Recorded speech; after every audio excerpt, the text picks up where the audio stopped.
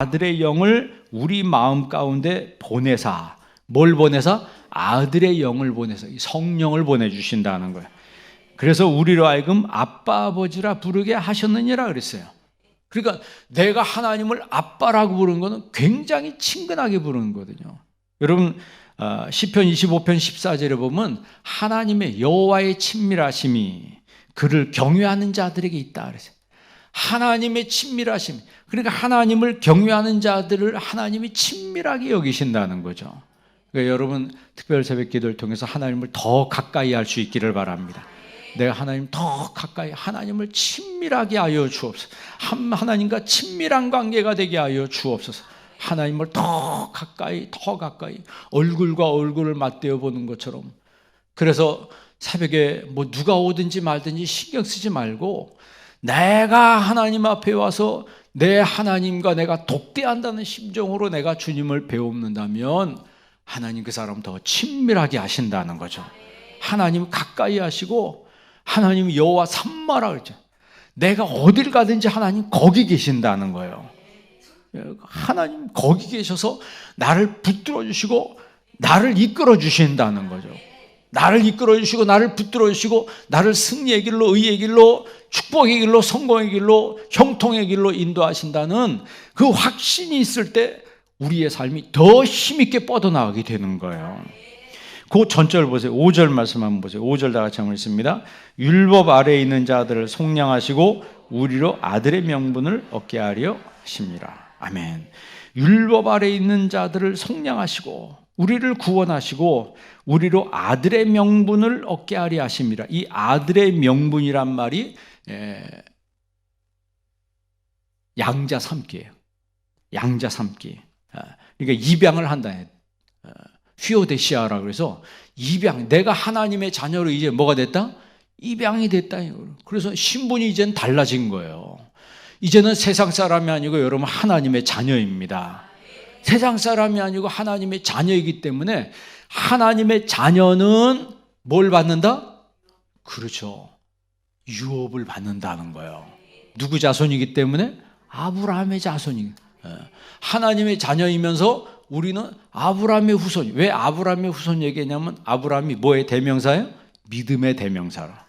그러니까 그 잘못된 사람들이 들어와서 율법주의를 계속해서 주입시키면서 이 사람들의 신앙을 뒤집어 놓는 거예요. 바울이 얘기한 거 그게 아니고 그거 틀렸어. 그거 틀렸어. 당신 모세 몰라? 막 자꾸 모세 들이대니까 껍벅 죽고 꼼짝 못 하는 거예요. 그러니까 바울이 그 얘기를 듣고 막 화가 난 거예요. 막 화가, 지금 이 갈라디아서 보면 처음에는 머리 끝에까지 났어요. 그래 막 저주를 받을지어다 막 이렇게 얘기했는데 그 얘기한 다음에 이제 싹 풀어주는 거예요. 여러분, 우리는 율법으로 구원받은 사람이 아니고 예수님을 믿음으로 말미암아 구원받은 사람들입니다. 예수님을 믿음으로 말미암아 구원받은 사람. 예수님을 믿으면 아브라함의 자손이 되며 하나님의 기업을 유업으로 받는 사람들입니다. 그래서 우리가 하나님의 자녀가 됐고 하나님을 아빠 아버지라 부르짖게 됐는데 여러분 이 하나님의 진리에 분명하게 서 있을 때 우리가 복음 안에서 자유함을 누리게 되는 거다. 그런데 이게 종의 정신을 가지고 있으면은 더 불안한 거예요. 늘 불안한 거예요. 마음이 초조한 거예요. 뭘 한번 실수하면 대단히 큰일 나는 거죠. 왜? 그 당시 종이 실수하면요 목숨이 왔다 갔다 하니까요. 목숨이. 그러나 아들은 실수해도 뭐만 하면 돼요? 회개만 하면 끝나는 거예요. 회개만 하면 아버지가 다 용서해 주신다는 거죠. 그러니까 종과 아들하고는 이게 신분이 하늘과 땅 차이라는 거예요. 거기서 끝나는 게 아니고 아들은 뭘 유업으로 받아요? 그 아버지의 모든 것들을 자기가 유업으로 받는 거예요. 신분이 그렇다는 거죠. 지금 바울이 이야기하는 게 그런 놀라운 신분이 우리에게 주어졌다는 거예요. 자, 9절 말씀 한번 보세요. 먼저 8절 말씀, 8절 다 같이 읽습니다. 그러나 너희가 그때에는 하나님을 알지 못하여 그때는 본질상 하나님이 아닌 자들에게 종로로 타였더니 엉뚱한 것에 매여서 끌려다녔다는 얘기죠. 그러나 이제는 자 9절 다 같이 읽습니다. 이제는 너희가 하나님을 알 뿐 아니라 더욱이 하나님이 아신 바 되었거늘 어찌하여 다시 약하고 천박한 초등학문으로 돌아가서 다시 그들에게 종로로 타려 하느냐. 아멘. 잘 보세요. 이제는 그랬죠. 과거에는 그랬지만 이제는 너희가 하나님을 알 뿐 아니라 더욱이 하나님이 뭐 하신 바? 하나님이 날 아신 바 됐다는 거예요. 하나님이 나를 알아주는 그런 존재가 됐다는 거예요. 그런데 왜 다시 악하고 천박한 초등학문으로 돌아가서 천박한 믿음으로 다시 돌아가려고 하느냐. 여러분, 우리가 예수님을 믿으면서 성숙한 믿음으로 나아가다가 나도 모르게 헷가닥 돌아가지고 천박한 믿음으로 떨어질 수도 있어요. 그러니까 왜 그러냐 이 말이에요. 그러니까 우리의 신앙은 차근차근 다져져서 훈련이 되어야 합니다. 차근차근 다져져서 말씀으로 훈련이 돼서 어떤 사상이 들어오고 어떤 이단이 들어와도 그것을 분별해낼 줄 알고 그것을 거절해낼 줄 아는 그런 능력이 있어야 된다는 거예요. 그런 능력이 있을 때 성숙한 믿음으로 나아가고 복음 안에서 자유함을 누리게 된다는 거야. 자, 12절에 보면은, 자, 12절 다 같이 한번 읽습니다. 형제들아, 내가 너희와 같이 되었은즉 너희도 나와 같이 되기를 구하노라. 너희가 내게 해롭게 하지 아니하였느니라. 아멘. 그러면서 형제들아, 내가 너희와 같이 되었은즉 너희도 나와 같이 되기를 구하노라. 바울처럼 되기를, 당신들도 나처럼 되기를 원합니다. 바울처럼 되기를 원합니다. 그러니까 복음 안에서 자유하라는 얘기예요. 여러분, 복음 안에서 자유하시기 바랍니다. 딴 데 매이지 마시고, 세상에 매이지 마시고, 복음 안에서 내가 참 자유함을 누릴 때 하나님 말씀이 내게 한 말씀한 모든 게 다 믿어지는 거예요.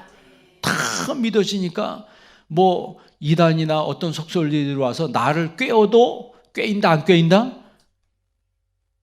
물고기 낚싯바늘에 걸리듯이 낚시되지 않는다 이 말이에요. 낚시질 되지 않고 그게 딱 들어오면, 여러분, 물고기가 IQ가 높으면은 미끼를 먹을까 안 먹을까? 미끼를 물을까 안 물을까?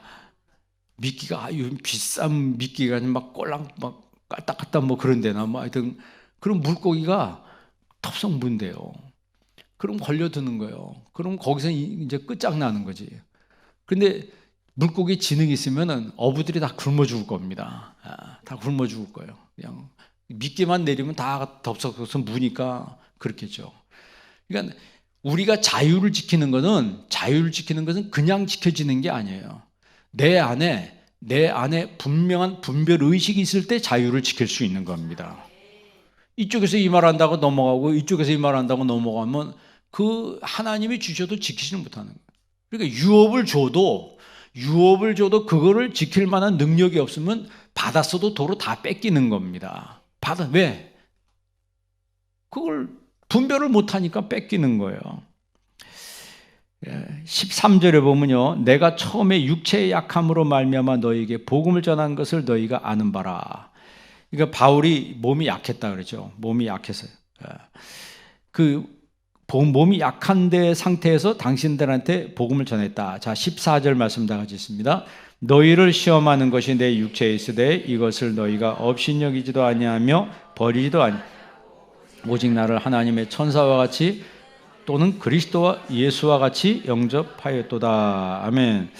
너희를 시험하는 것이, 이 시험이 그 페이라스모스, 마귀가 넘어뜨리기 위해서 하는 그런 시험과 같은, 어떻게 보면 독한, 너희를 시험하는 것이 내 육체에 있으되. 그러니까 바울의 이 약점이, 육체의 약점이 보는 이 갈라디아 성교회 이 지역에 있는 성도들로 하여금 굉장히 불편하게 했다는 거예요. 뭐 저게 무슨 주의 종이야? 뭐 저러면서 지나 건강하지. 자기는 지나 건강하지. 뭘 자기는 저렇게 다 빌빌거리면서, 그러다가 뭐 멀쩡하면 괜찮게 설교하다가 까지 뒤집어져 거품 물고, 저게 무슨 주의 종이야? 그렇게 말할 수 있잖아요. 지금이야 뭐 사람들이 여러분 마음이 넓어서 이해할 수도 있겠지만 그 당시 병은 죄 때문에 온다고 생각했어요. 그리고 마귀로부터 온다고 이렇게 생각한 사람들이 굉장히 많았어요. 그런데 하나님 말씀 전하다가 뒤집어가지고 여기서 막 자빠져가지고 거품 물고 막 경련을 일으키고 그래봐요. 한 번도 아니고. 그러니까 바울이 교회에서 설교하다가 그런 일 경험했어요. 그래서 설교하다 뒤집어져가지고 실신해가지고 격렬 일으키고 눈이 휙 돌아가고 신자가 나오고 입에 거품 물고 막 그래봐요. 은혜가 돼야 안 돼. 근데 지난번에 와서 그러더니 이번에 또 오랜다 그러. 너희를 시험하는 것이 내 몸에 있었다는 거예요. 그러니까 바울도 어떻게 보면 참 설교할 때 하나님 나한테 건강 주셔서 건강한 모습으로 막 힘있게 막 선포하고 뭐 부흥사처럼 말이에요. 그럼 얼마나 좋아요. 이게 말하는 그런 힘이 있다고 그랬어요. 그리고 고린도 교인들이 그래서 바울을 굉장히 안 좋게 막 얘기했던 사람들이 있습니다. 그런 힘이 있는데 실제로 보니까 말도 어눌하고 별로 이게 신임이 안 간다는 거예요. 저게 무슨 주의 종이냐 이 말이에요. 저게 무슨 사도냐 막 이런 사람이 생겨난 거예요. 이런 상태인데도 너희가 나를 업신여기지도 아니하며 업신여기지 아니하고 오히려 버리지도 아니하고 오히려 나를 천사와 같이 그리스도 예수와 같이 영접했다. 이게 바로 성숙한 믿음이라는 거야. 이게 바로 그러니까 천박한 믿음은 자기 생각 가지고 막 판단하고 자기 옳은 대로 행동하는 거예요. 그러나 성숙한 믿음은 이것조차도 덮어주는 사람이라는 거죠. 여러분 성숙한 성도가 되기를 바랍니다. 그게 바로 자유한 믿음이에요. 그게 바로 장성한 믿음이라는 거죠. 우리가 그리스도의 정말 복음의 장성한 자가 돼서 하나님의 영광 위에 하나님의 자녀로 살아간다면 하나님만이 주시는 놀라운 축복이 여러분에게 있게 될 겁니다. 자, 15절 말씀 다 같이 한번 읽습니다. 너희의 복이 지금 어디 있느냐? 내가 너희에게 증언하는 너희가 할 수만 있었더라면 너희의 눈이라도 빼어 나에게 주었으리라. 아멘.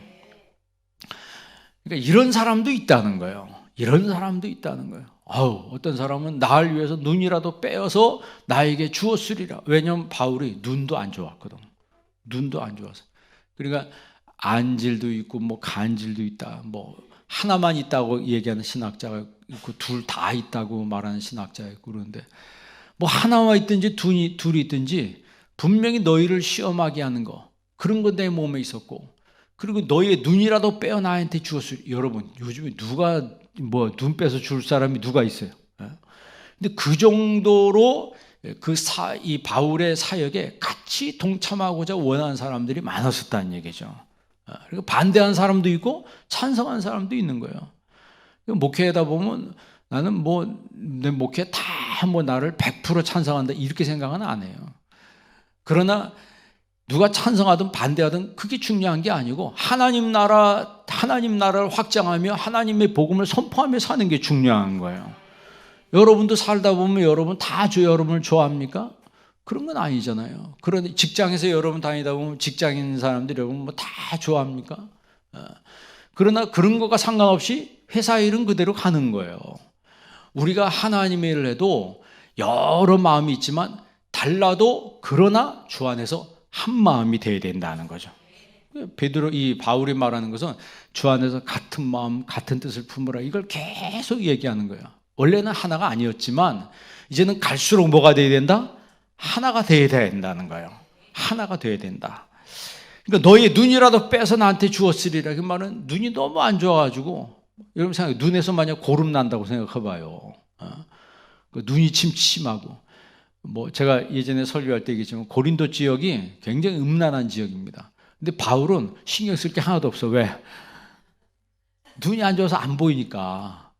뭐 어떤 여자가 벗고 다니고 뭐 그냥 그런 것들이 막 엄청 막 보여도 바울한테는 그런 게 안 보이는 거예요. 그런 눈 나쁜 것도 하나님 은혜죠. 요즘에 안경이 있어서 다 그러지만 안경 벗으면 다 안경 쓰는 분들 있잖아요. 다 안경 벗으면 눈이 침침하잖아요. 우리가 얼마나 좋은 세상에 살고 있어요. 얼마나 좋은 세상에 살고 있어요. 그러니까 바울이 말하는 것은 그만큼 바울을 위해서 목숨을 내놓고 눈이라도 빼줄 사람들이 있었다는 거예요. 여러분 이런 목회 협력자가 되기를 바랍니다. 목회 협력자가 되고 목회 동력자가 될 때 하나님 그 사람 축복하시는 거예요. 심은 대로 거두는 거예요. 아까 처음에 아비멜렉 얘기했잖아요. 지가 다 없애버리고 왕이 됐지만 결국 자기가 심은 대로 여자가 던진 맷돌에 지가 맞아 죽으리라고 어떻게 알았겠어요? 얼마나 신났겠습니까? 왕권을 잡은 다음에. 그러나 하나님은 그냥 두지 아니하시고 반드시 심판해 버리시는 거예요. 하나님의 뜻대로 우리가 살겠다고 하나님의 자녀의 명분을 우리가 받았습니다. 하나님 나라의 유업을 받았어요. 그러면 이 하나님 나라의 유업을 잘 지켜가는 여러분 되시기를 바랍니다. 여러분 지금 여기서 갈라디아에서 2장, 3장, 4장에 오면서 우리가 하나님의 그 유업을 이을 자라는 거예요. 하나님의 유업을 이을 자. 누가 하나님의 유업을 이어요? 예수님을 믿는 사람들이 하나님의 유업을 이을 자라는 거예요. 그러면서 그 사이에 딱 껴넣는 게 뭐냐면 아브라함의 복이라고 하는 거죠. 우리가 아브라함의 자손이고 뭘 유업으로 이을 사람? 아브라함의 그 복을 유업으로 이을 사람이라는 거예요. 그 아브라함의 복이라고 하는 것이 믿음이라고 하는 거죠. 믿음과 더불어서 그 아브라함이 가졌던 그 놀라운 축복을 같이 우리가 받는다는 거예요. 아브라함과 함께 복을 받는다는 거죠. 아브라함이 부자였어요? 가난뱅이였어요? 아브라함이 놀라운 축복을 받잖아요. 정말 아브라함의 믿음이 오늘 이 새벽에 여러분에게 있기를 바랍니다. 아브라함이 받았던 그 놀라운 유업이, 축복이 여러분에게도 임하기를 바랍니다. 그래서 우리가 누가 어떤 말로 이간을 시키고 어떤 이단 사상이나 잘못된 사상이 들어와도 여러분 바로 분별하고 하나님의 믿음으로 나아가는 여러분 되시길 주의 이름으로 축원합니다.